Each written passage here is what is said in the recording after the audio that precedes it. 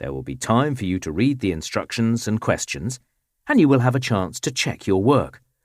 All the recordings will be played once only. The test is in 4 parts. At the end of the test, you will be given 10 minutes to transfer your answers to an answer sheet. Now turn to part 1. You will hear a conversation between a potential student at Clevedon College and a representative in the Information Centre. Look at questions 1 to 4.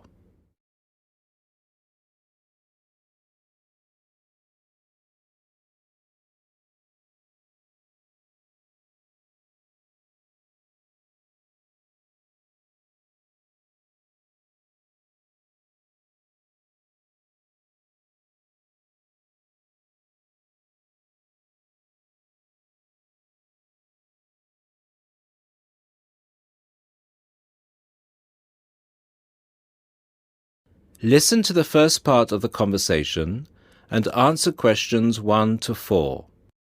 Good morning, Clevedon College. Can I help you? Yes, please. I'd like some information about evening courses this term. Okay. Which subjects are you interested in? 2 subjects, actually. Languages and computer skills. Okay. What languages are you interested in? Actually, I'm not sure. I have to fulfill a language requirement for school, but I haven't really decided what language to study. How many language courses do you run each week? We have 2 every night, from Monday to Friday. I'm sorry, but would you mind going through the schedule for me? Which language on which days? Not at all. Monday to Wednesday are modern European languages, French, Spanish, German, Dutch and Polish. Thursday night, we offer ancient languages, Latin and ancient Greek. And on Friday, we finish off with the Asian languages of Hindi and Bengali. Monday to Wednesday, modern European.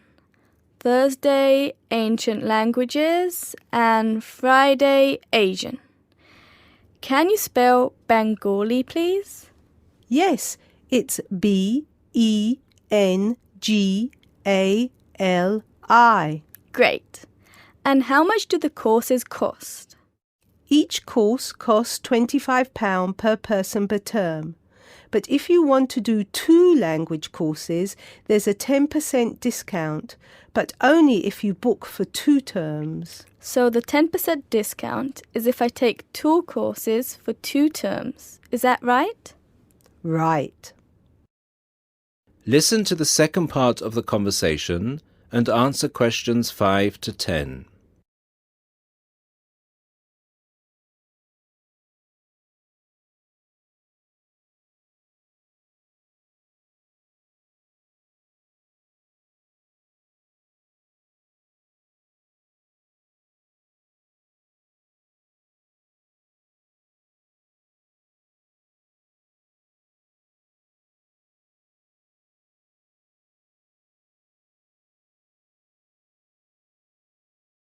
As the conversation continues, complete questions 5 to 10. Would it be possible for me to book my classes right now? No, sorry, the computer's down. What I suggest you do is call extension 9694. Oh, no, sorry, 6994 after 6 p.m. and ask for Mrs. Johnson. I'm sorry, I didn't get that. Did you say 6994 after 6 p.m? Yes, 6994. Please ask for Mrs. Johnson. Thanks. Okay. Can we now look at the computer skill courses? Yes, of course. Computer classes always start in the first week of the month. And the way it works is we offer 1 computer class for the entire month. So you might spend 1 month on databases, another month on Excel, and so on. Classes meet once a week on Tuesday afternoons. The next class starts February 1st. Okay, so for the upcoming month, February? February is going to be databases. There are 24 places still free on that course and it costs £40 per person. February, databases, 24 openings, £40. Okay. Excel starts in March and that's nearly full. Only 4 slots left. It's £45. Okay, Excel. March, only 4 slots left. Got it. April is Outlook. That is never as popular since it costs so much more, but you get a free CD. It is £60 for the month and there are 19 places left. Okay, April. Outlook, £60. Is that it? No. On the 3rd of June, we start a Word course. We have 16 vacancies for that at the moment. It's also expensive at £55. 3rd of June, Word, 16 vacancies, £55. Now, do I call the same number to book a place in one of these classes? No, you have to call Mary Jones, I think. Yes, Mary Jones. Extension 9623. Sorry, could you repeat that number? Yes, extension 9623. Please call her before 6 p.m. Okay, many thanks for all your help. That is the end of Part 1. You now have 1 minute to check your answers to Part 1.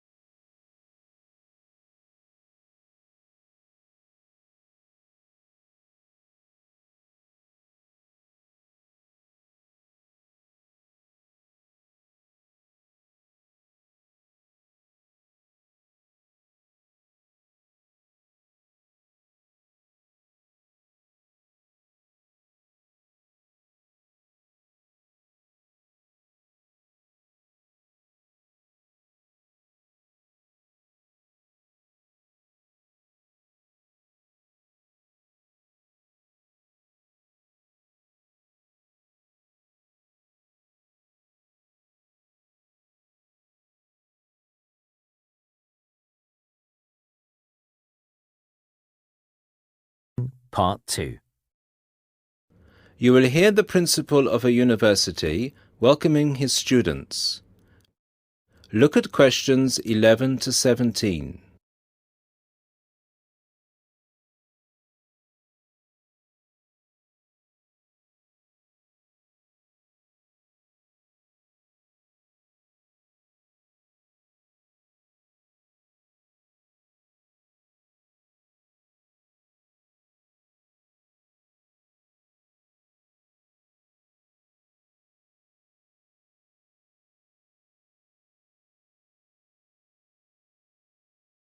Listen to the first part of the lecture and answer questions 11 to 17. Good afternoon, ladies and gentlemen.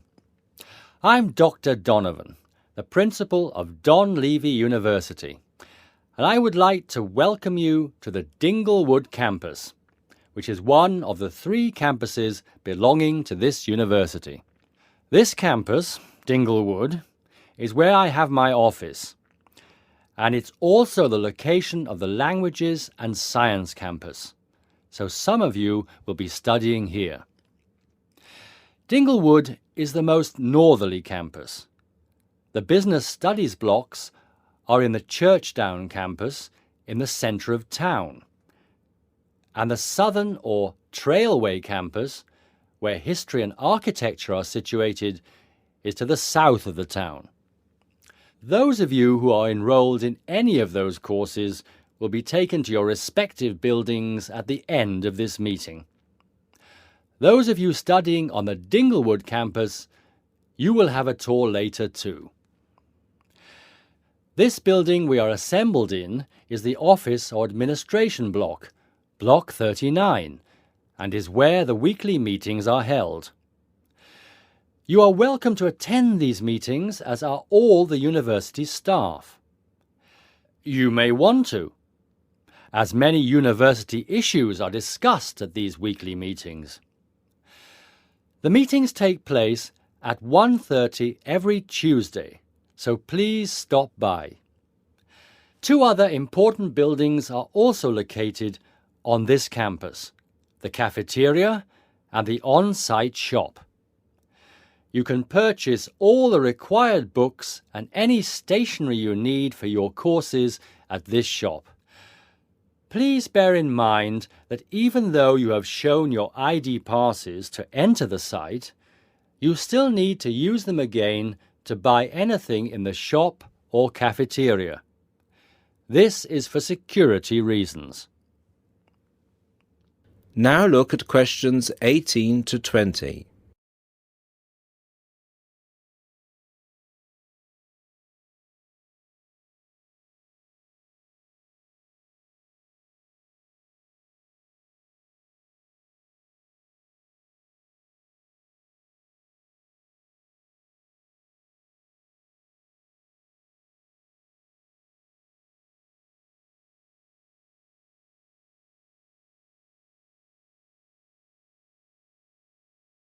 As the lecture continues, answer questions 18 to 20.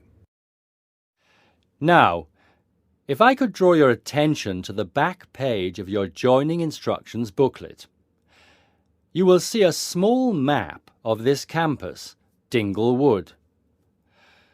The block we are in now, the Office and Administration block, is located between the Languages Centre, Block 38, and the Physics School, Block 30. That's 3O. These are both on the right of the plan. The cafeteria, which is open from 7 a.m. to 9:30 p.m., is on the left of the plan. It is between the Chemistry block, number 35, and the University shop, Block 33.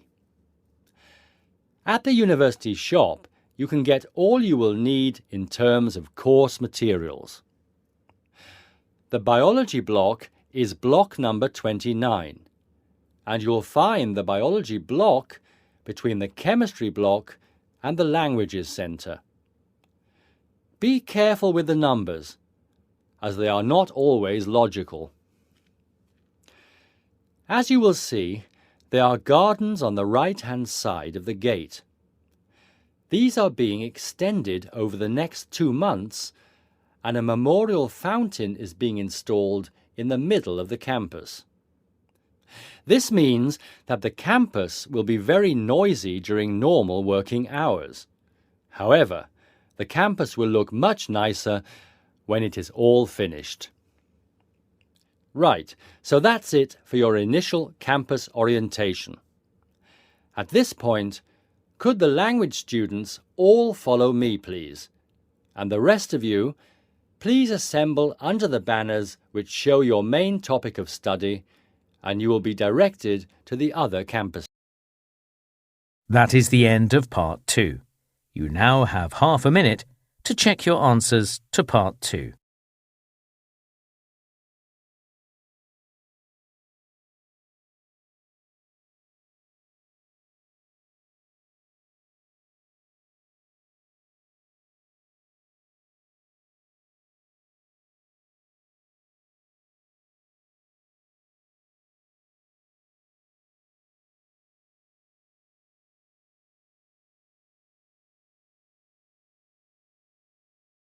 Part 3.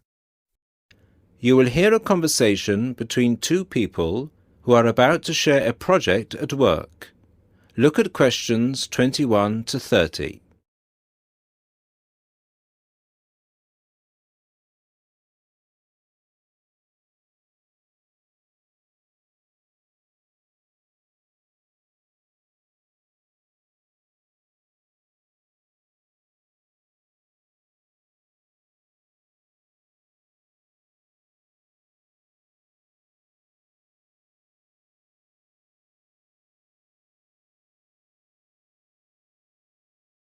Listen to the conversation and answer questions 21 to 30. Hi, Bill. How are you? I'm okay now, Sarah. but I was so ill last week. Oh dear, what was the problem? Did you eat that dodgy fish in the canteen? No. At first, I thought it was a cold, but then my head started hurting and my eyes started to go blurry. Oh, I'm so sorry. That sounds serious. Yeah, it's okay actually. I went to the doctor and he diagnosed me with a migraine. He gave me some medicine and I'm starting to feel much better. Oh, I'm glad to hear that. Well, I'm also glad you're in today because we have to work on a new project together. Oh, are we in the same section? No, it's just us. No one else. Mr. Donaldson put us down as B team because we live near each other. That could be fun. What do we have to do? Well, the project is partly internet research, then checking reference books for information to prepare a survey, which we have to use with people we know. Great! What's the topic? It's to do with shopping over the last 10 years. We have to find out how customers have changed their behaviour. OK, so what's the first step? I think the first thing to do is to check the list of references he gave me. But my computer is in for repair, so if I check in the reference library, would you be willing to look up some references online? Once we're done with the reference checks, we can write the questions together. That's fine. I'll do the internet research. So what sort of shopping are we looking at? Only food or goods or clothes shopping? We have to find people who are willing to tell us about personal things, like deodorants, cosmetics, soap or vitamin creams. The other groups are doing food, electrical goods and clothes. That won't be so easy, Sarah. People might think those things are a bit private. Yes, I thought about that. I'll ask the women and you can ask the men. That should work okay. Well, if you think so. Give me the list of references then. Sorry, I left them in my other bag at Joseph's house. I'll get them for you tomorrow. OK.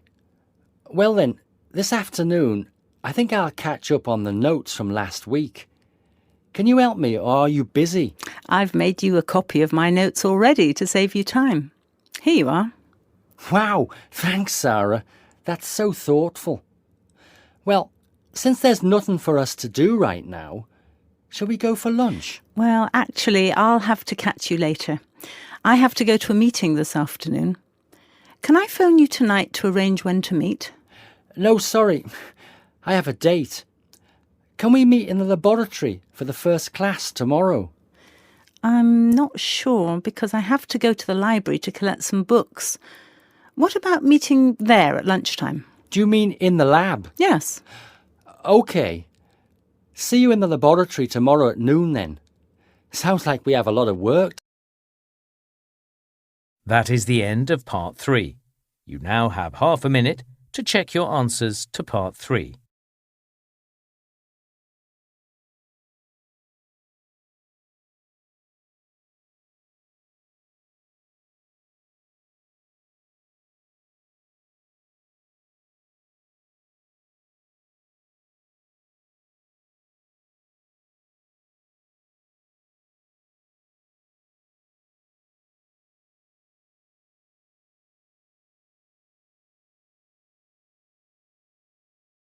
Listening, Part 4.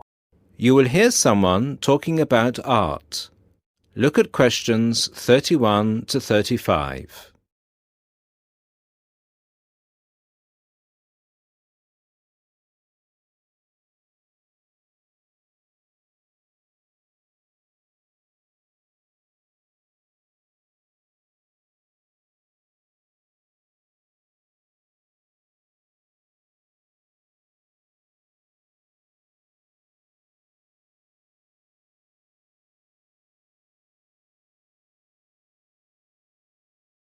Listen to the first part and answer questions 31 to 35.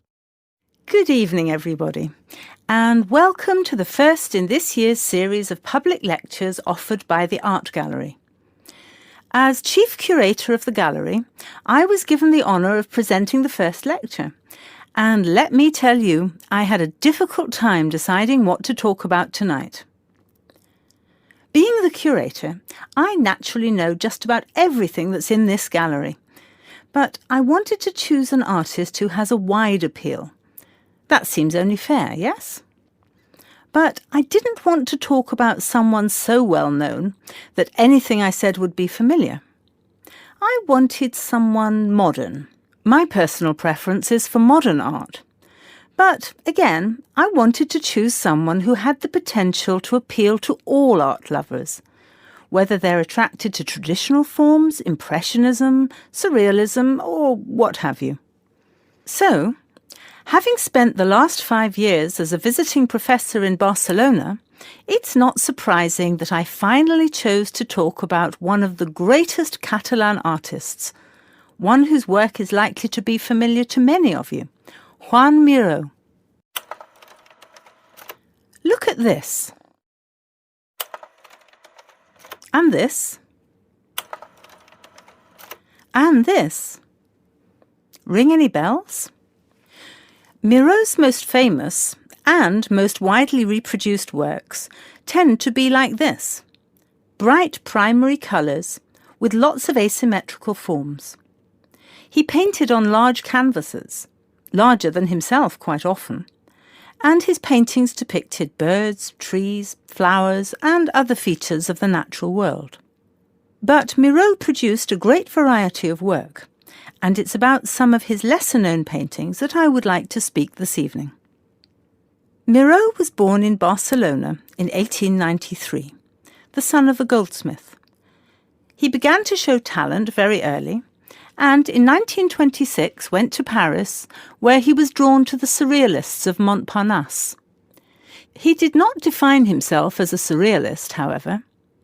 He preferred to stay free to experiment with other artistic styles as he wished.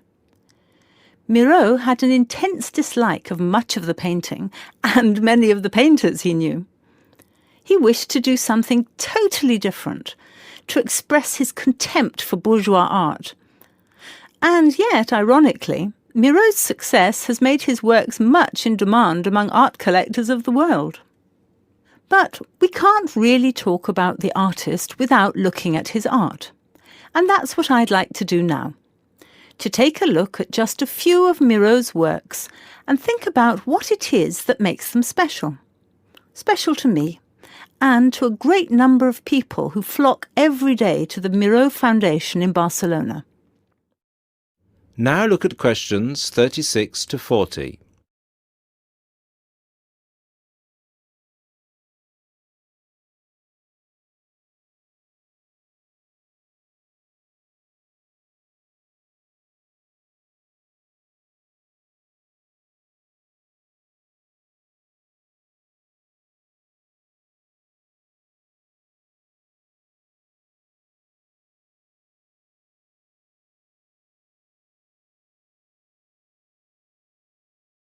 As the lecture continues, answer questions 36 to 40.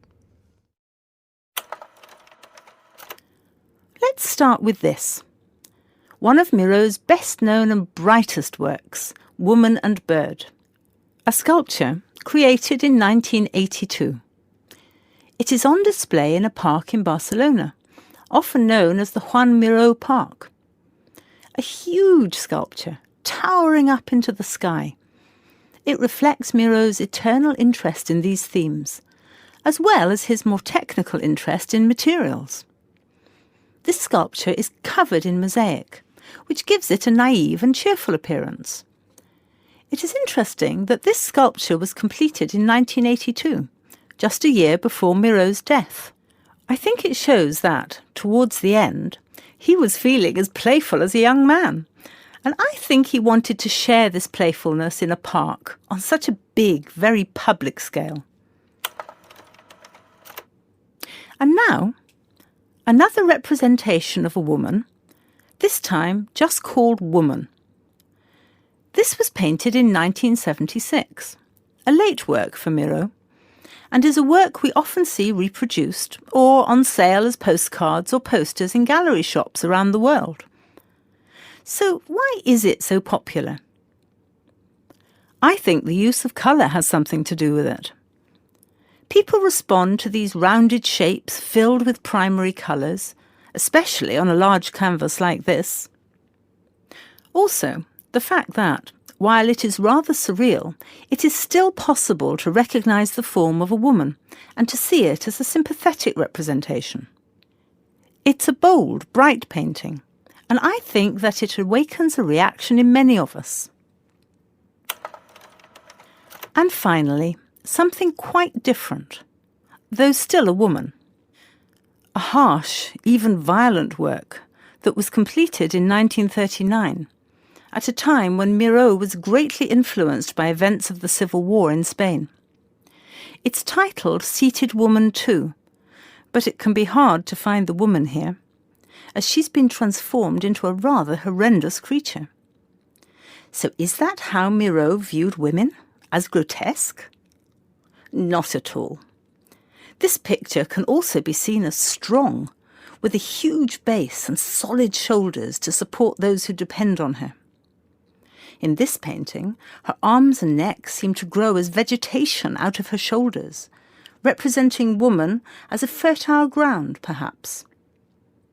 We also see here the fish and birds, the moon and stars so typical of Miró's work, making her a creature of nature and of the heavens as well. And that's all we have time for this evening, I'm afraid. I hope that you've enjoyed this brief look at Miró's work and that you will enjoy the other lectures that follow this one. Thank you and good night. That is the end of Part 4. You now have 1 minute to check your answers to Part 4.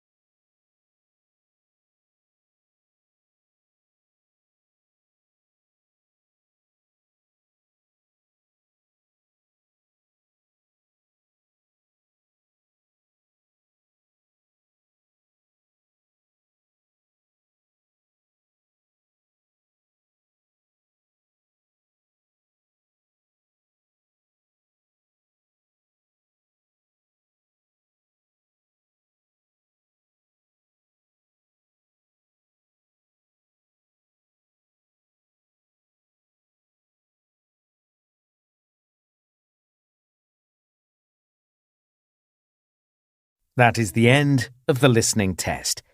In the IELTS test, you would now have 10 minutes to transfer your answers to the answer sheet.